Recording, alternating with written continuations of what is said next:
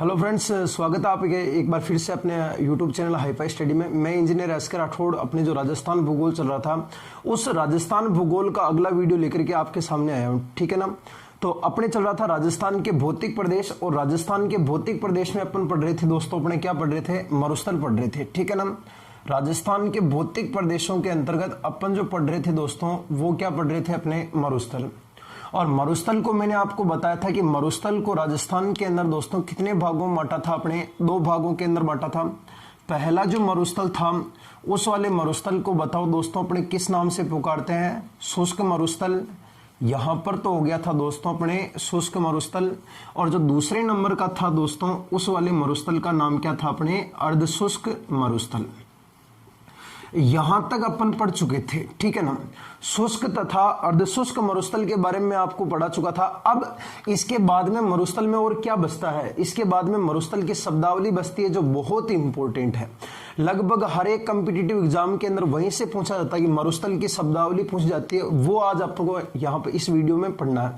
इससे पहले मैं आपको बता दूं कि यार कि आप वीडियो को शेयर जरूर कर दिया करो और लाइक कमेंट भी कर दिया करो, ताकि आप मेरे को पता चले कि आपको मैं जो बना रहा हूं, मेरा जो प्रयास है वो आपको कैसा लग रहा है। इसलिए आप अधिक से अधिक शेयर करो और अधिक से अधिक चैनल को सब्सक्राइब करो, अपने फ्रेंड दोस्तों को बोलो, ताकि चैनल के ऊपर जितना लंबा अपना परिवार होगा उतना अच्छा लगेगा मेरे खुद को भी, और मेरा हौसला उतना ही ज्यादा बढ़ेगा, ठीक है दोस्तों। तो अपन स्टार्ट करते हैं अपने राजस्थान का भौतिक प्रदेश मरुस्थल, और हेडिंग डाल देना सभी अपनी कॉपी के अंदर दोस्तों, जिसका नाम है अपने मरुस्थल की शब्दावली। देखना अपन पढ़ रहे दोस्तों अपने मरुस्थल की शब्दावली।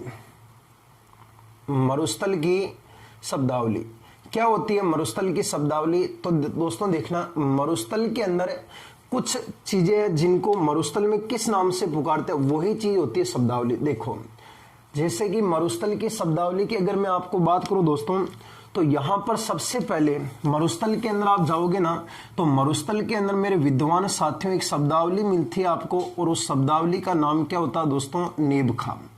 क्या होता है दोस्तों, नेबखा।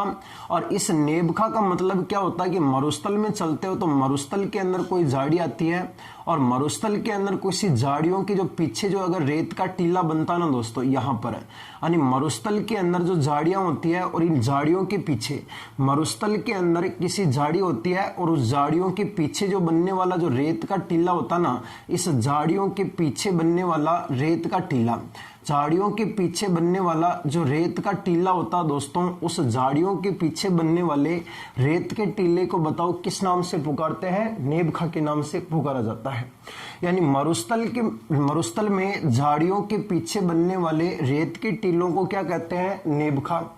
इस नेबखा के बाद में जो अगली शब्दावली आती है दोस्तों, उस शब्दावली का नाम अपने कौन सी, तो शब्दावली का नाम क्या होता है, बरखान। क्या होता है दोस्तों, बरखान। और बरखान क्या होता है कि जब मरुस्थल के अंदर हवा चलती है ना, तो हवा चलने पर अर्धचंद्राकार आकृति के, कौन सी आकृति के दोस्तों, अर्धचंद्राकार आकृति के गतिशील रेत के टीलों का निर्माण होता है।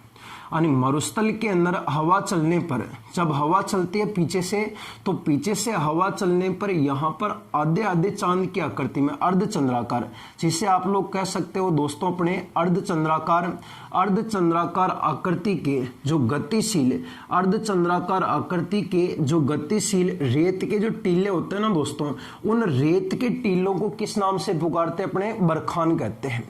यानी मरुस्थल की शब्दावली पढ़ रहे हैं, और मरुस्थल की शब्दावली में बताओ पहली शब्दावली का नाम क्या साहब, नेबखा। और नेबखा का मतलब होता है कि मरुस्थल के अंदर झाड़ियों के पीछे बनने वाला रेत का टीला बताओ क्या कहलाता है, नेबखा। और नेबखा के बाद में अगली शब्दावली कौन सी साहब, बरखान। और बरखान का मतलब क्या होता है कि अर्धचंद्राकार, यानी आधे आधे चांद की आकृति में अर्धचंद्राकार आकृति का जो गतिशील जो रेत का टीला होता ना साहब, इस अर्धचंद्राकार गतिशील रेत के टीले को बताओ किस नाम से पुकारा जाता है, बरखान कहते हैं साहब, ठीक है ना। इसके बाद में जो अगली शब्दावली आती है दोस्तों, उस शब्दावली का नाम आता है अपने कौन सा, तो शब्दावली का नाम है पीवणा। क्या नाम है दोस्तों? पियूणा। और पियूणा क्या होता है दोस्तों? तो पियूणा होता है कि रेगिस्तानी भाग में पाया जाने वाला, रेगिस्तानी भाग में पाया जाने वाला जो दोस्तों जो जहरीला सांप होता ना, उस रेगिस्तानी भाग में पाए जाने वाले जहरीले सांप जो होता ना दोस्तों, इस रेगिस्तानी भाग में पाए जाने वाले जहरीले सांप को किस नाम से पुकारते हैं? पियूणा कहते हैं। एक बात ध्यान रखना, पियूणो जो है ना, पियूणो यो कभी खावा को नहीं है, सब बड़ी बात ही किया है। पियूणा कभी खाता नहीं है, ये हवा के माध्यम, हवा के अंदर आकर जेर छोड़, वाईफाई लगी तो कोई 1 मिनट के लिए मान लो वाईफाई नुमा सांप है, हवा में आवे जेर छोड़ देवे, फिर आप सांस लाना है तो सांस के दौरान अपना शरीर में जेर उतर जाओगे, ठीक है ना। तो वाईफाई नुमा सांप है, कभी काटता नहीं है। यानी कि रेगिस्तानी भाग में पाए जाने वाला, रेगिस्तानी भाग में पाए जाने वाला जहरीले सांप को क्या कहते हैं? पियूणा। और झाड़ियों के पीछे बनने वाले रेत के टीलों को क्या कहते हैं? नेबखा। और अर्धचंद्राकार आकृति के गतिशील रेत के टीलों को क्या कहते हैं? बरखान। और रेगिस्तानी भाग में पाए जाने वाले जहरीले सांप को क्या कहते हैं? पियूणा कहा जाता सांप, ठीक है ना। इसके बाद में अगली जो शब्दावली आती है दोस्तों, उस शब्दावली का नाम आता है अपने हम्माद। और इस हम्माद को एक और नाम से पुकारते दोस्तों, हम्माद को और क्या कहते हैं? हम्मादा। हम्माद या हम्मादा क्या होता है दोस्तों? तो मरुस्थल का वह क्षेत्र जहां रेत तो होता है, लेकिन रेत के साथ साथ मरुस्थल में बड़ी बड़ी चट्टानों का विस्तार होता है। मरुस्थल का वह क्षेत्र जहां रेतीले भाग के साथ साथ मरुस्थल के अंदर बड़ी बड़ी चट्टानें पाई जाती है, यानी जो चट्टानी मरुस्थल होता है ना दोस्तों, चट्टानी मरुस्थल, इस चट्टानी मरुस्थल को बताओ किस नाम से पुकारते हैं? हम्माद। और हम्माद को और क्या कहते हैं? हम्मादा। और यहाँ पर मरुस्थल में बड़ी बड़ी क्या पाई जाती है? चट्टानें। और शॉर्ट में ध्यान रखो तो शॉर्ट में बोल देना सब अपने हच, यानी है से तो क्या होता है? हम्माद। और च से मरुस्थल कौन सा है? चट्टानी मरुस्थल। इस हम्माद के बाद में जो अगला शब्दावली आती है दोस्तों, उस शब्दावली का नाम क्या होता है? रेग। और इस रेग का मतलब क्या होता है? क्योंकि वह मरुस्थलीय क्षेत्र जहां पर चट्टानों को तोड़ने के बाद छोटे छोटे पत्थरों का निर्माण हो जाता है, तो मरुस्थल का वह क्षेत्र जहां पर बड़ी बड़ी चट्टानें नहीं पाई जाकर के यहाँ पर पत्थर ही पत्थर पाए जाते हैं। और यह जो पथरीला प्रकार का जो मरुस्थल होता है मेरे विद्वान साथियों, इस पथरीले मरुस्थल को बताओ किस नाम से पुकारते हैं? रेग कहते हैं साहब। यानी मरुस्थल की शब्दावली पढ़ रहे साहब, और मरुस्थल की शब्दावली में पहली शब्दावली का नाम क्या है? नेबखा। और नेबखा का मतलब होता है कि झाड़ियों के पीछे बनने वाला जो रेत का टीला होता है ना साहब, उस रेत के टीले को क्या कहते हैं? नेबखा। और दूसरी शब्दावली का नाम क्या था साहब? बरखान। और बरखान का मतलब होता है कि अर्धचंद्राकार, कौन सा? आधे आधे चांद की आकृति में, यानी कि अर्धचंद्राकार आकृति का जो गतिशील रेत का टीला होता ना सब, उस अर्धचंद्राकार गतिशील रेत के टीले को क्या कहते हैं? बरखान। उसके बाद में शब्दावली का नाम क्या है? पियूणा। और रेगिस्तानी भाग में पाए जाने वाले जहरीले सांप को क्या कहते हैं? पियूणा। और उसके बाद में क्या आता है? हम्माद या हम्मादा। हम्मादा का मतलब क्या होता है? चट्टानी मरुस्थल। फिर क्या आता है? रेग। और रेग का मतलब क्या होता है? पथरीला मरुस्थल। इसके बाद में यहाँ पर एक शब्दावली और देखी जाती है दोस्तों, शब्दावली का नाम है अपने कौन सी? तो शब्दावली का नाम आता है दोस्तों अपने इर्ग। कौन सी आती है? इर्ग। और इर्ग का मतलब क्या होता है? कि वह मरुस्थलीय क्षेत्र, कौन सा? वह मरुस्थलीय क्षेत्र जहां पर न तो चट्टानें पाई जाती है, न बड़े बड़े पत्थर पाए जाते हैं, संपूर्ण भाग में रेत ही रेत दिखता है। उस संपूर्ण जो रेतीला मैदान होता है ना दोस्तों, जिसे आप लोग कह सकते हो कि संपूर्ण रेतीला मैदान, इस संपूर्ण जो रेतीला मैदान होता है मेरे विद्वान साथियों, इस संपूर्ण रेतीले मैदान को किस नाम से पुकारते हैं? इर्ग कहते हैं। संपूर्ण रेतीले मैदान को क्या कहते हैं? इर्ग। संपूर्ण रेतीले मैदान के बाद में एक शब्दावली आती है मेरे विद्वान साथियों, शब्दावली का नाम क्या है? अर्ग। और अर्ग का मतलब होता है कि मरुस्थल का वह क्षेत्र जहां पर रेत के अंदर खड्डे पड़ जाते हैं, यानी उबड़ खाबड़ हो जाता है, यानी कि मैदानी भाग जो होता है दोस्तों वो असमतल हो जाता है, यानी कह सकते हो कि असमतल जहां पर रेतीला मैदान होता है, उस असमतल जो रेतीला मैदान होता है दोस्तों, उस असमतल मैदान को किस नाम से पुकारते हैं? अर्ग कहते हैं। ये कुछ 4-5 शब्दावली एक जैसे मिलती जुलती शब्दावलियां हैं। जैसे कि सबसे पहले तो क्या आएगा, हम्माद। हम्मादा को क्या कहते हैं, हम्मादा। हम्मादा का मतलब क्या होता है, चट्टानी मरुस्थल। फिर कौन सा है, रेग। रेग का मतलब क्या होता है, पथरीला मरुस्थल। और उसके बाद में क्या होता है, इर्ग। और इस इर्ग का मतलब क्या होता है साथियों, तो इर्ग का मतलब होता है संपूर्ण रेतीला मैदान, यानी कि जहां पर संपूर्ण भाग में रेती रेत पाया जाता है उस संपूर्ण रेतीले मैदान को बताओ किस नाम से पुकारते हैं, इर्ग कहते हैं। और अगला आता दोस्तों जिसका नाम क्या है, अर्ग। और अर्ग का मतलब होता है जहां पर असमतल रेतीला मैदान पाया जाता है उस असमतल रेतीले मैदान को क्या कहते हैं, अर्ग कहते हैं साहब। ठीक है ना। अगला आता दोस्तों एक शब्दावली जिसका नाम क्या आता, तो शब्दावली का नाम है अपने जोहड़। जोहड़ क्या होता है दोस्तों, तो जोहड़ का मतलब होता है कि सीकर चोरू झुंझुनू वाला क्षेत्र बताओ दोस्तों किस नाम से पुकारते हैं, शेखावाटी। और उस शेखावाटी क्षेत्र में, शेखावाटी क्षेत्र के अंदर जो कच्चे जो कुएं होते हैं ना सब, शेखावाटी क्षेत्र के अंतर्गत जो कच्चे कुएं होते हैं ना, इन शेखावाटी क्षेत्र में इन कच्चे जो कुएं होते हैं ना सब, इन कच्चे कुओं को शेखावाटी क्षेत्र में क्या कहते हैं, जोहड़। और इस जोहड़ का जो पेंदा होता है तली, इस जोहड़ का जो तली होता है ना दोस्तों, इस तली को क्या कहते हैं, तो इस तली को चोबी के नाम से पुकारते हैं साहब। बताओ क्या कहते हैं साहब, चोबी। यानी कि जोहड़ का मतलब होता है कि शेखावाटी क्षेत्र के अंदर जो कच्चे कुएं होता है ना सब, उन कच्चे कुओं को क्या कहते हैं, जोहड़। और इस जोहड़ का तली वाला भाग क्या कहलाता है, चोबी कहलाता है। इसके बाद में एक शब्दावली आती है दोस्तों जिसका नाम अपने थार का गढ़ा। क्या था दोस्तों, थार का गढ़ा। और थार का गढ़ा नामक जो है ना दोस्तों, ये कहां पर अपने तो जैसलमेर जिले के अंदर है। और जैसलमेर जिले के अंदर ध्यान रखना दोस्तों एक नलकूप है जिसका नाम है अपने चांदन नलकूप। बताओ दोस्तों कौन सा है, चांदन नलकूप। और चांदन नामक जो नलकूप है दोस्तों, ये चांदन नलकूप कौन से जिले के अंदर है, जैसलमेर, जिसे आप लोग क्या कहते हो, थार का गढ़ा।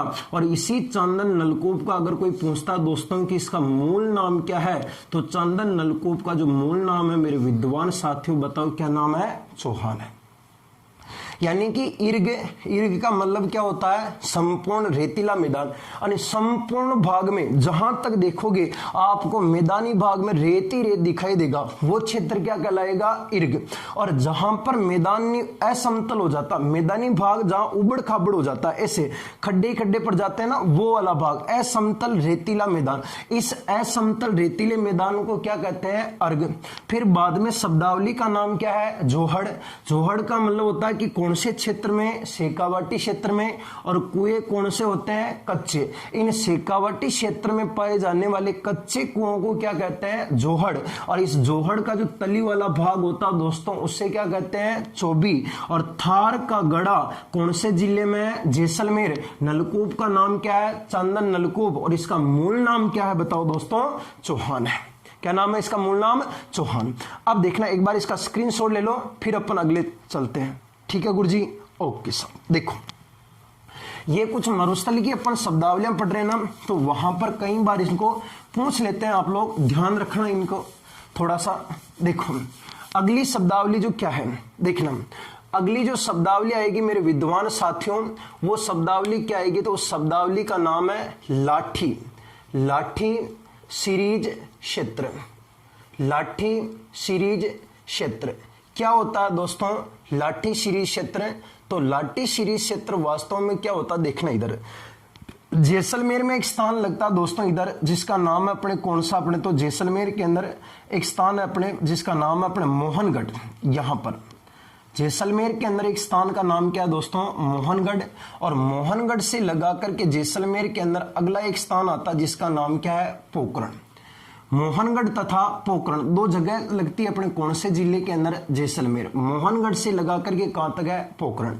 इस मोहनगढ़ से लगा करके पोखरण के मध्य ध्यान रखना दोस्तों, जमीन के तली के अंदर जो है ना दोस्तों, यहां पर चूना पत्थर तथा जिप्सम की परत पाई जाती है, ऐसे। ठीक है ना, यहां पर जिप्सम तथा चूना पत्थर की परत पाई जाती है।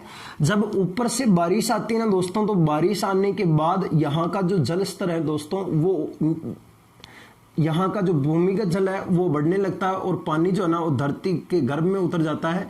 लेकिन आंतरिक भाग में उतरने के बाद यहाँ जो ये चूना पत्थर, यहाँ जो ये चूना पत्थर प्लस जो जिप्सम की परत पाई जाती है, इस चूना पत्थर तथा जिप्सम की परत पर जाने के बाद यहाँ पर पानी जाकर के इससे इकट्ठा हो जाता है। यहाँ पर पानी इकट्ठा हो जाता है इस परत के ऊपर और तली के नीचे और यहाँ से ऊपर। तो यहाँ पर एक पानी की एक परत सी बन जाती है, यानी कि भूगर्भ, यानी पृथ्वी के गर्भ में पाई जाने वाली यानी भूगर्भिक पानी की पट्टी बन जाती है। इसलिए आप कहते हो भूगर्भिक जल पट्टी। और यही भूगर्भिक जल पट्टी जो होती है ना दोस्तों, जैसलमेर के किस नाम से पुकारते हैं? लाठी सीरीज क्षेत्र। आपको कोई पूछेगा साफ साफ कि बताओ लाठी सीरीज क्षेत्र क्या होता है, तो लाठी सीरीज क्षेत्र एक प्रकार की भूगर्भिक जल की क्या होती है? पट्टी। भूगर्भिक जल की पट्टी होती है। ध्यान रख लेना, गांठ बांध लेना, चाहे कुछ भी करो, गांठ बांध ग्रह लेप्राजोल, लेकिन ध्यान रखना है कि लाठी सीरीज क्षेत्र क्या होता है। तो लाठी सीरीज क्षेत्र एक प्रकार की भूगर्भिक जल की क्या होती है? पट्टी। और इसका विस्तार मोहनगढ़ से लगा करके बताओ कहां तक फैला है? पोखरण तक फैला हुआ। मोहनगढ़ से पोखरण के मध्य लाठी सीरीज क्षेत्र का विस्तार है, जो एक प्रकार की भूगर्भिक जल की क्या होती है? पट्टी होती है। इसके बाद में जो अगली शब्दावली है दोस्तों, उस शब्दावली का नाम क्या है? तो उस शब्दावली का नाम आता दोस्तों जिसका नाम है अपने कागा, और कागा के बाद में आता जिसका नाम है दोस्तों अपने कुरुंजा, और कागा कुरुंजा, और एक आता जिसका नाम है अपने सूपण। तीन एक साथ आते हैं, कागा कुरुजा सूपण। कागा कुरुजा सूपण क्या होता दोस्तों? तो कागा कुरुजा सूपण होता है कि रेगिस्तानी भाग में, कहां पर? रेगिस्तानी भाग में किसी की याद में गाए जाने वाले जो विरह के गीत होते हैं दोस्तों, उन विरह के जो गीत होते हैं, उन विरह गीतों को बताओ किस नाम से पुकारते हैं? कागा कुरुजा सूपण कहते हैं। यानी गीतों के नाम है कागा उड़जा काले कावा में, वो जो गीत आता ना वही है, यानी कि कागा कुरुजा सूपण। बोले एक बार मेरे साथ में, कागा कुरुजा सूपण क्या है? तो ये रेगिस्तानी भाग में गाए जाने वाले विरह के क्या माने जाते हैं? गीत। और ध्यान रखना दोस्तों, यहां पर मैं आपको सबसे इंपॉर्टेंट एक बात बताना चाहता हूं कि यहां जो मैं आपको बता रहा हूं दोस्तों, इस पक्षी का नाम क्या है? कुरुजा। ये कुरुजा दोस्तों एक प्रकार का क्या है? अपने तो पक्षी है। कुरुजा एक प्रकार का क्या है? पक्षी। और इसी कुरुजा पक्षी को बताओ किसका प्रतीक माना गया है? तो कुरुजा पक्षी को विरह का प्रतीक माना गया है। कुरुजा एक प्रकार का क्या है? पक्षी, जिसे किसका प्रतीक माना गया है? विरह का। और विरह का प्रतीक मानने के साथ साथ अगर कोई कहता दोस्तों कि यह राजस्थान में सर्वाधिक कहां पर पाया जाता है, एक गांव का नाम है दोस्तों कौन सा? खींचन गांव। और ये खींचन नामक गांव दोस्तों बताओ कौन सी तहसील में लगता है? फड़ौदी तहसील में लगता है। और ये फड़ौदी नामक तहसील तो मेरे विद्वान साथियों बता देना कौन से जिले में आती है? जोधपुर के अंदर आती है। और इस कागा कुरुजा का कुरुजा पक्षी का साइंटिफिक नेम अगर कोई वैज्ञानिक नाम पूछता है तो आप लोग इसका वैज्ञानिक नाम क्या बताओगे? तो इसका वैज्ञानिक नाम बताना दोस्तों कि इसका वैज्ञानिक नाम तो डेमोसिल क्रेन होता है। वैज्ञानिक नाम क्या होता है? डेमोसिल क्रेन। यानी मैं आपको सीधा सीधा बता रहा हूं कि लाठी सीरीज क्षेत्र, ये लाठी सीरीज क्षेत्र एक प्रकार से क्या होती है? तो ये एक प्रकार की भूगर्भिक जल की क्या होती है? पट्टी। यानी भूगर्भिक जल की पट्टी होती है जिसका विस्तार मोहनगढ़ से कहां तक है? पोखरण। और अगला होता अपने कागा कुरुजा सूपण। बोलो एक बार, कागा कुरुजा सूपण। और ये कागा कुरुजा सूपण मेरे विद्वान साथी ध्यान रखना, कागा कुरुजा सूपण रेगिस्तानी भाग में गाए जाने वाले विरह के क्या होते हैं? गीत। और इस कुरुजा नामक पक्षी है, इसे किसका प्रतीक माना गया है? विरह का। और ये राजस्थान के अंदर सर्वाधिक कहां पाया जाता है? तो खींचन गांव के अंदर, ये फड़ौदी नामक तहसील में लगता है। और ये जिला कौन सा है? जोधपुर। और इसका वैज्ञानिक नाम दोस्तों बताओ क्या आएगा? डेमोसिल क्रेन इसका वैज्ञानिक नाम है। ठीक है ना। अगला चलते हैं साहब, अगली शब्दावली देखना यहां पर। अगली शब्दावली जो आती है ना, उस शब्दावली का नाम क्या दोस्तों? तो शब्दावली आती है यहां पर जिसका नाम है गिरिपद। देखो गिरिपद क्या होता है? गिरिपद क्या होता है, गिरिपद एक शब्दावली आती है दोस्तों। गिरिपद क्या होता है देखो, तो गिरिपद होता है कि मरुस्थल में चट्टानें पाई जाती हैं, ठीक है ना, मरुस्थल के अंदर चट्टानें पाई जाती है। तो इस मरुस्थल में पाई जाने वाली जो चट्टानें होते हैं दोस्तों, इस मरुस्थल में पाई जाने वाली चट्टानों का, मरुस्थल के अंदर पाई जाने वाली चट्टानों का, ये जैसे कि कोई चट्टान है, ठीक है ना, ये मरुस्थल के अंदर कोई चट्टान है, और मरुस्थल के अंदर पाई जाने वाली चट्टानों का जो ढलानदार भूभाग होता है, इस मरुस्थल में पाए जाने वाली चट्टानों का जो ढलानदार भूभाग होता है, उस ढलानदार भूभाग को बताओ किस नाम से पुकारते हैं, गिरिपद कहते हैं। ये जो चट्टान है ना, ये चट्टान, इस चट्टानों का जो ये वाला जो भाग है ना, ढलानदार भाग, इस ढलानदार भाग को बताओ किस नाम से पुकारते हैं, गिरिपद। और ध्यान रखना मेरे विद्वान साथियों, इसी गिरिपद से संबंधित एक और शब्दावली आती है यहां पर, और उस शब्दावली का नाम बताना दोस्तों कौन सी है, बजादा।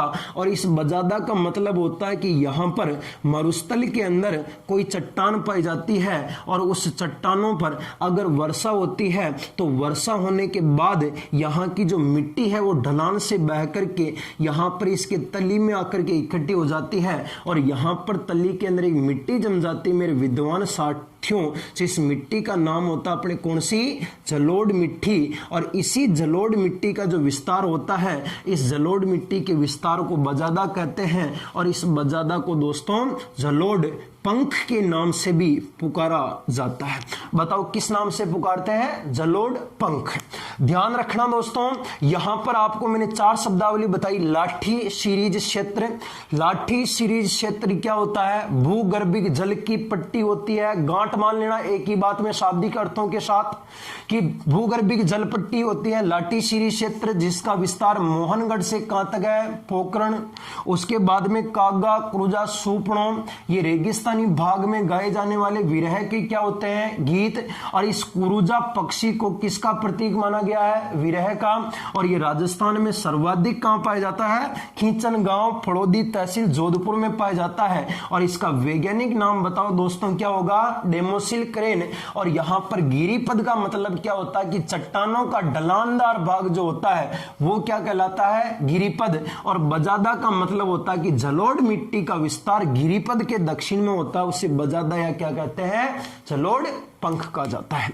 इसके बाद में दोस्तों एक और शब्दावली थोड़ी सी है, ध्यान रख लेना उसको, कि एक होता दोस्तों जिसका नाम आता मरुस्थल के अंदर धरियन।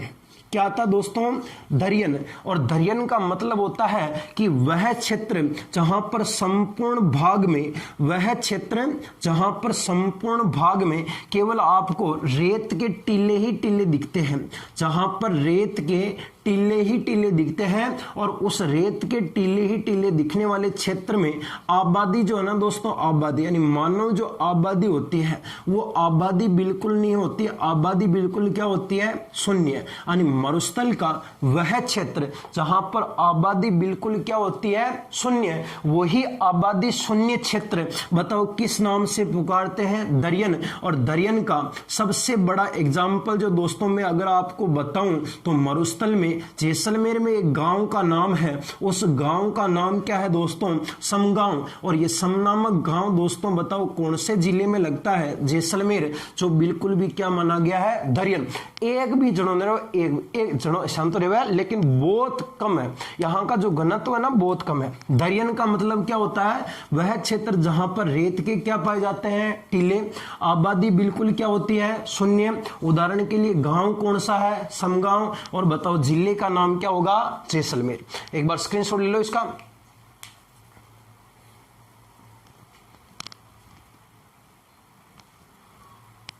ठीक है गुरुजी, ठीक है साहब, आगे चला, चलो देखो अब अगली जो शब्दावली आती है दोस्तों वो क्या है, तो 2-3 शब्दावलियां और बाकी है जिसे आराम से समझ लेना यहां पर, फिर अपना मरुस्थल खत्म होगा। 2-3 बार पढ़ना, इसे आराम से हो जाएगी आपके, कोई दिक्कत वाली बात नहीं है। देखो अगली जो शब्दावली आती है दोस्तों मरुस्थल में, उस मरुस्थल के अंदर 2 प्रकार के त्रिकोण बन जाते हैं। एक त्रिकोण का तो नाम होता दोस्तों यहां पर सौर त्रिकोण। कौन सा बनता दोस्तों, सौर त्रिकोण। मरुस्थल में ही बनता है सौर त्रिकोण। सौर त्रिकोण दोस्तों कैसे बनता है, तो सौर त्रिकोण इस तरीके से बनता है, यहां पर यह सौर त्रिकोण। सौर त्रिकोण में कितने जिले आते हैं, 3, यहां पर जाओगे तो जिला कौन सा आएगा दोस्तों, जोधपुर। यहां आओगे तो यहां पर दोस्तों आपके जिला कौन सा आएगा, जैसलमेर। और दक्षिण में जाओगे यहां पर तो यहां पर आपको आओगे तो जिला आएगा एक दोस्तों जिसका नाम क्या होगा, बाड़मेर।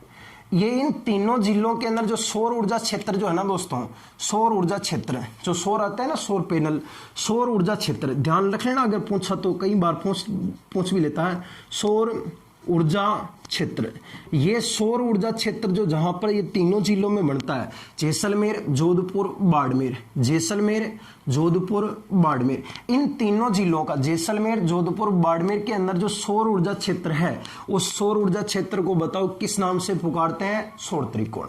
इस सौर त्रिकोण के बाद में दोस्तों एक त्रिकोण और आता है यहां पर, उस त्रिकोण का नाम है दोस्तों अपने कौन सा, तो मरु त्रिकोण। कौन सा दोस्तों, मरु त्रिकोण। और मरु त्रिकोण क्या होता है, तो मरु त्रिकोण देख लेना, मरु त्रिकोण भी राजस्थान के वापस इस तरीके से एक त्रिभुज बनता है, मरु त्रिकोण।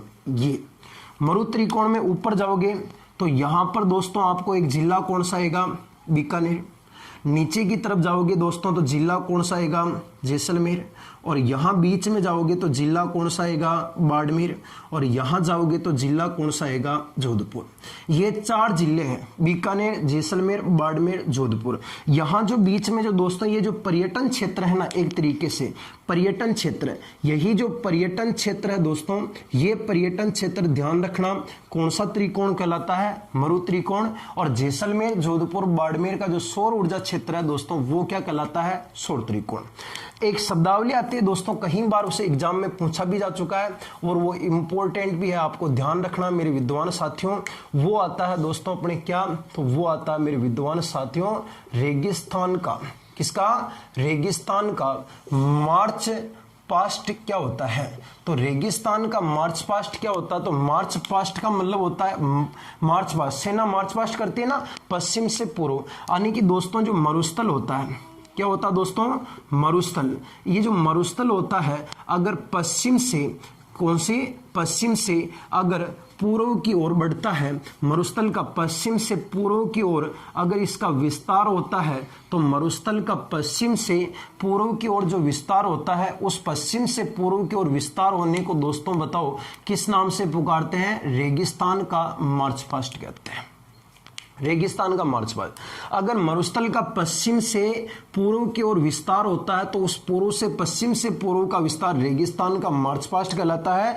और रेगिस्तान के मार्च पास्ट के लिए ध्यान रखना दोस्तों, जैसलमेर का एक गांव प्रसिद्ध है, और जैसलमेर का जो एक गांव प्रसिद्ध है उस गांव का नाम क्या होगा दोस्तों, तो सॉरी, जैसलमेर का एक गांव प्रसिद्ध है और उस गांव का नाम क्या दोस्तों, नाचना। और नाचना नामक गांव दोस्तों बताओ कौन से जिले के अंदर है, जैसलमेर। यहां से सर्वाधिक रेगिस्तान का क्या होता है, मार्च पास्ट।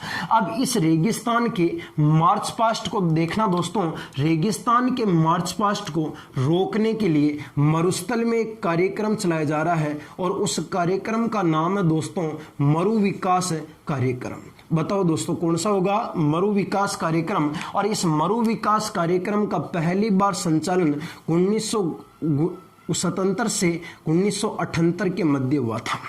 यानी कि रेगिस्तान का मार्च पास्ट होता है मरुस्थल का पश्चिम से पूर्व की ओर विस्तार होना, और पश्चिम से पूर्व की ओर विस्तार कहां से होता है, नाचना गांव से। और नाचना नामक गांव कहां पर है, जैसलमेर। और इसे रोकने के लिए एक कार्यक्रम कौन सा चल रहा है, मरु विकास कार्यक्रम, जिसका संचालन कब हुआ था, 1977 से 1978 के मध्य। और ध्यान रखना दोस्तों, ये मरु विकास कार्यक्रम टोटल कितने जिलों में चल रहा है, अपने तो 16 जिलों में चल रहा है। कितने जिलों में चल रहा है, 16 जिलों में। देखो 13 जिले तो मैंने आपको मरुस्थल के बताए हैं, जो मरुस्थल का जो मैंने आपको पहला वीडियो बनाया था भौतिक प्रदेश का, उसमें 13 जिले प्लस 3 जिले कौन कौन से हैं, तो इन 13 के साथ में एक जिला और आएगा जिसका नाम है अजमेर। दूसरे नंबर का जिला और आएगा दोस्तों जिसका नाम है अपने राजसमंद। और तीसरे नंबर का जो जिला आएगा दोस्तों अजमेर, राजसमंद। और तीसरे नंबर का जिला कौन सा होगा, उदयपुर। यानी कि मरु विकास कार्यक्रम कितने जिलों में चल रहा है, 16। और संचालन कब हुआ था, 1977 से 78 है, और अपने 16 जिलों में चल रहा। 13 जिले तो मरुस्थल के हैं, 3 जिले अजमेर, राजसमंद, उदयपुर। इस तरीके से आप मरुस्थल की शब्दावली को पढ़ सकते हो। और ये अपने जो मरुस्थल की जो शब्दावली थी दोस्तों खत्म होती है। और इसी के साथ जो अपने राजस्थान का जो भौतिक प्रदेश थे, कितने भागों में बांटा था? 4। उस राजस्थान के 4 भौतिक प्रदेशों में पहला भौतिक प्रदेश अपना खत्म होता है। थोड़ा लंबा था टॉपिक, इसलिए मैंने 3 अलग अलग वीडियो बनाए, इसके चौथा वीडियो ये शायद, ठीक है ना। तो आप चारों वीडियो को जरूर देखना। आशा करता हूं कि आपके लिए ये वीडियो जो मैं बना रहा हूं ये आपके लिए जरूर लाभदायक साबित होंगे। और इसके अलावा मेरे पास शायद, मेरे को नहीं लगता कि इसके अलावा आपके कोई प्रश्न बाहर जाएगा, ठीक है ना। तो वो तो मेरिट को गिराने के लिए 1-2 प्रश्न तो जाते हैं, लेकिन शायद मेरे को नहीं लगता कि इसके बाद में भी मेरे कुछ बचा होगा। जितना जो है वो मैं आपको वीडियो के माध्यम से उपलब्ध करा रहा हूं। तो इसी के साथ बने रहिए हमारे चैनल हाईफाई स्टडी के साथ। और मैं आपका एसके राठौड़ हमेशा इसी तरीके से निरंतर आपके लिए वीडियो बनाता रहूंगा और आपको आपकी सफलता तक जरूर पहुंचाऊंगा। ठीक है दोस्तों, नमस्कार।